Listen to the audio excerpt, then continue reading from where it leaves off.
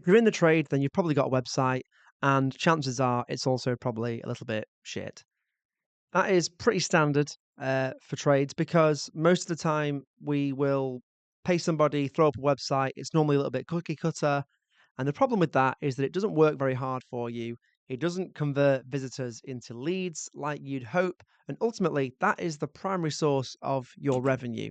So, in this video, I am going to share just 5 simple ways that you can improve the style, layout, and conversion of your website. It's going to be straight to the point, no bullshit.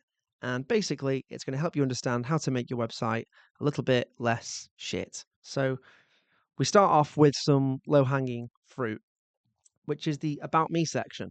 So, most businesses, most trades businesses, they have an About Us section. And the reason for that is because they try to make themselves look bigger than they actually are, which is noble and fair enough, but you don't need to do that.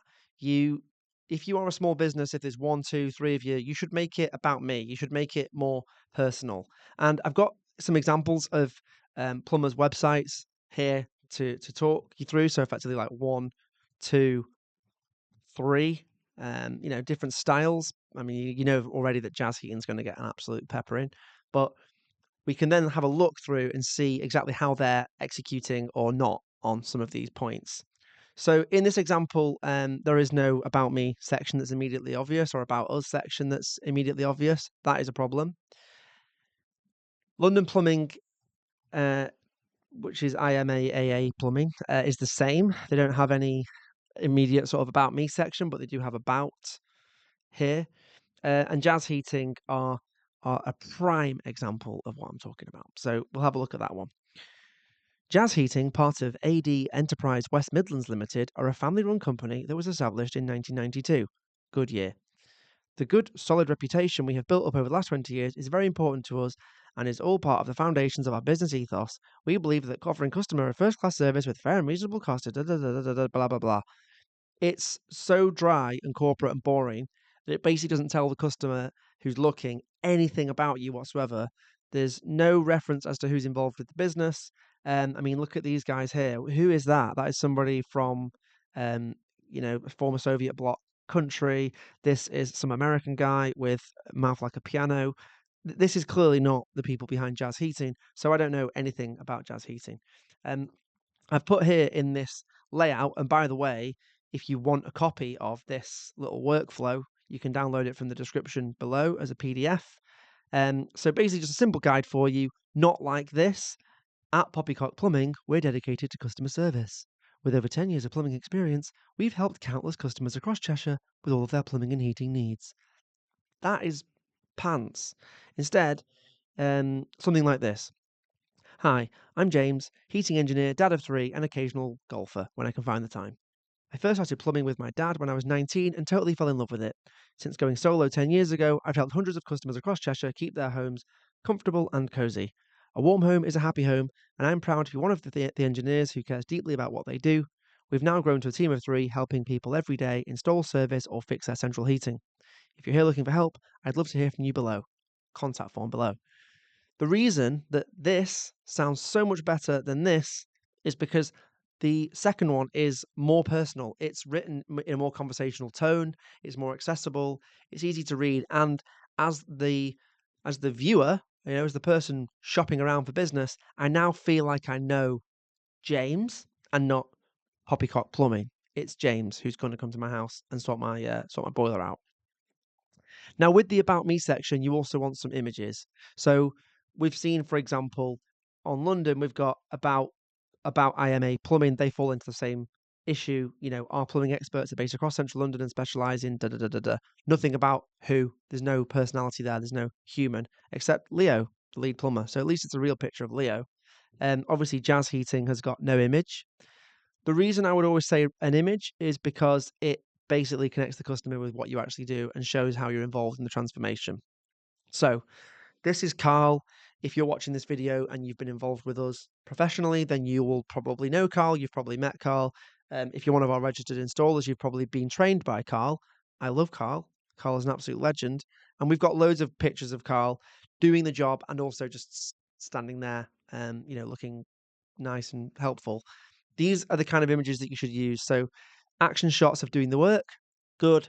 Headshot, looking happy, helpful. This is the kind of stuff that just basically connects people with you. So if you're a sole trader and you have a website, you should definitely have an about me section with something personal in there. Not details of your sexual preferences, but just literally something about you, what you're into, and hobby wise, and how you can help in your experience and things like that. So about me section, low hanging fruit, get it done. Reviews. Reviews are absolutely essential, and there's so many installers who send me their websites and go, "Hey, can you have a quick scoot through my website and let me know?" And then they don't put reviews on there. So London Plumbing has a nice section at the top. I would say the hero section's not doing anything for me, but at least there's Google 5-star there, Check a Trade, My Builder, Which Trusted Trader, all cool. And then further down the page is a Google banner. So, whilst it's not perfect, this is generally how it should be done.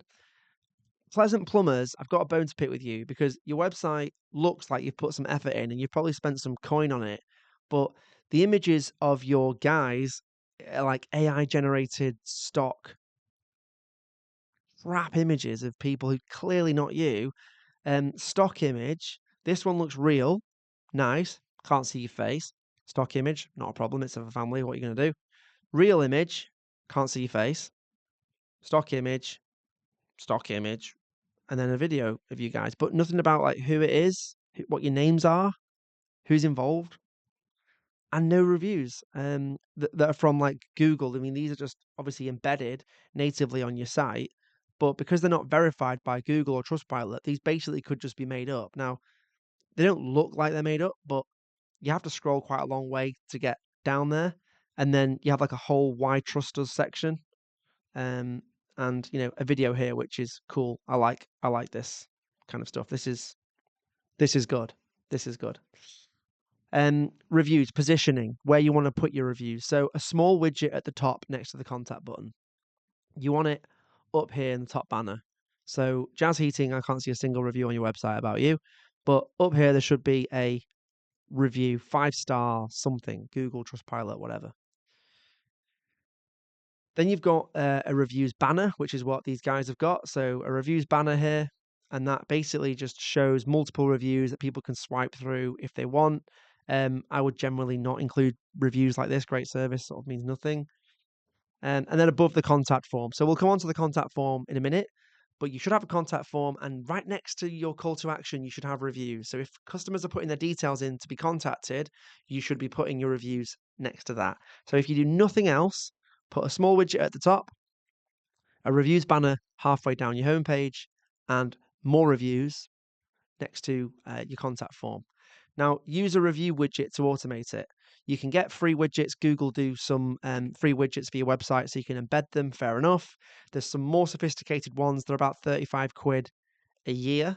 So, if you added £1 a week onto your job, you'd cover the cost of that.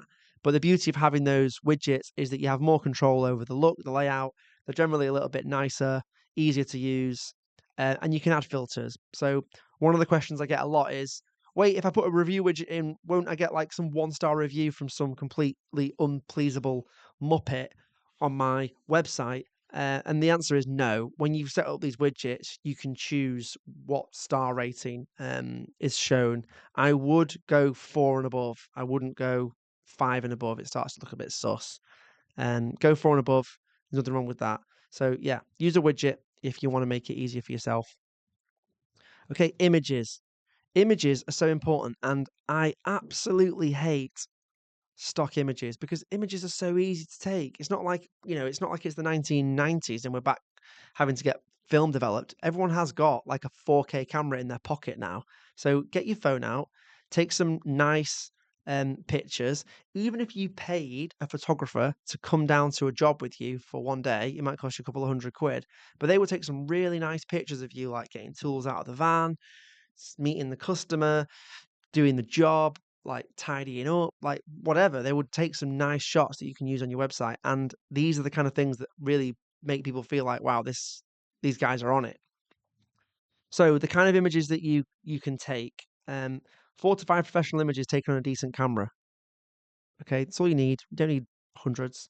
Images of you in action, images of your van, sign written.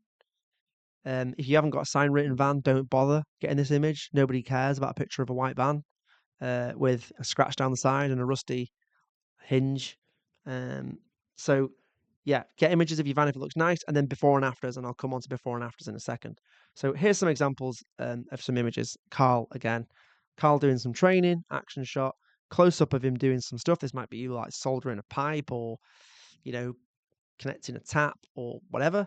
And then an image that involves the van. So for us at Discreet Heat, we have like an image of the thermostat and an image of the van, and it kind of like connects the product with the van, and it's clearly real. And basically, when this van pulls up outside someone's house, people are like, "Oh, great, it's the guys that I recognize." So if you have pictures of your van, what you're doing there is you're creating a connection between the customer seeing you on the website and then actually seeing you outside the house. So having pictures of your van is pretty important. Let's have a look at the before and after. Now, before and afters are an absolute killer video. You'll see that we put before and afters on our website. If I look at Discreet Heat, you see literally you go on the homepage, the first thing is before and after, and I've used this image in this little playbook. The reason before and afters are so effective is because before and afters don't sell your product or service. Before and afters sell the transformation. They show the customer what you can do. So you're selling them a better future. You're not selling them a radiator, or you're not selling them a skirting board heating system. You are selling them a better future. So before and afters are great. Do as many of those as you can. There's a really cool before and after on this website, which I like, and it's got like this draggy thing, so I can drag. That's the job looking like an absolute bomb site, and then that's the finished article. Nice. The only thing I would change about this is potentially to show the bathroom before it got ripped out, because this is like it's not like before and after, is it? It's like a half finished and after, or like just started and after. And if you've got like the old Mingin bathroom from the 1970s with gold taps, an avocado toilet, great, nice transformation.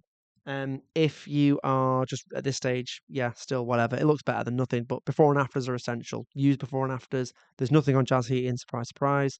Uh, Pleasant Plumbers, there's no before and afters, but then they have quite a wide range of services. Okay, testimonials. Testimonials are like a roided up review. It's basically somebody on camera saying, I used X and they were amazing, effectively. Now, anybody can get a customer, sit them down in a chair, and basically put a gun to their head and to say, leave me a nice review, say nice things about me. If you really want to maximize the impact of a testimonial, you want to mush together the review aspect and the before and after. So ideally, you want to effectively know you're going to run a testimonial on a job in advance so you can get pictures and some videos of the run up. You can get some pictures and videos of the job currently ongoing. So you actually doing the job, whether it's assembling a garden room or landscaping a garden or whatever, and then the customer testimonial afterwards, because that might be like a 5 or 10 minute video. But when your prospective customers watch that, not only do they see the before, they see you doing the job, then they see the happy customer at the end. They effectively get a full journey in their head and they're like, I want to do that. That's what I want. And basically, you're getting a phone call. So testimonials are great. I would say the minimum is one, obviously, one. Um, Ideally, three or more would be better because you can choose different types of customers, like an old married couple, a young family, single person, whatever. You can do different profiles. We're in the process at the moment of getting 3 new testimonial and case study videos filmed, and that's because they are so powerful at actually converting people from slightly interested to actually, you know, inquiring with you.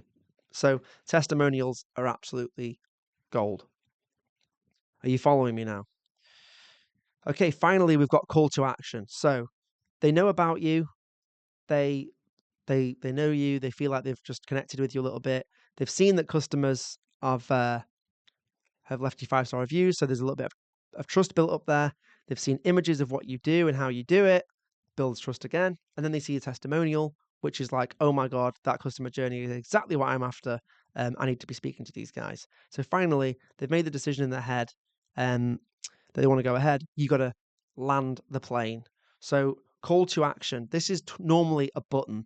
Call to action buttons can be contact us, inquire now, request a quote. Okay, so what should they be, and where should they be? So a call to action on the top banner, make sure that it follows the scroll. Okay, so as you're scrolling, see how that top banner follows the scroll as I'm scrolling? I would put a call to action button right here. So like inquire now would be on there. So wherever I am on this website, there's effectively a call to action following me. So if I decide at any point, okay, I'm going to get in touch, it's just there. Click. I haven't got to start scrubbing around for places to go. At the bottom of every page, obviously, put a contact form at the bottom of every page, because people scroll down, they get to the bottom, it's sort of like the natural end of the journey, and you want them to make the decision to inquire then. And then directly below the About Me section, obviously, About Me and testimonials, that's exactly where people's trust jumps up a level. So if you've just built up a load of trust with somebody, you basically want to get them right there and say, contact me now, okay? Now, the actual process of getting in touch, I see so many companies giving 10 different ways to get in touch. WhatsApp, like phone call, like a mobile number, contact form, a live chat messenger, a link to Facebook. Like, ah! If you're a one-man band or you're a small business, managing 4 or 5 different ways of customers getting in touch with you is a friggin' nightmare. And if you leave your mobile number on there, not only are you going to get spam calls of people trying to sell you insurance, but you're also going to get random text messages in the morning like, how much for a bathroom? You know, you don't want a text like that at 3 a.m. because you need context, and then you're basically wasting admin time. So I always recommend pushing contact forms as the primary method of communication. If you've got email, phone, and a contact form, you're gonna have to manage all of those things. So firstly, what should the contact form look like? Fields to include.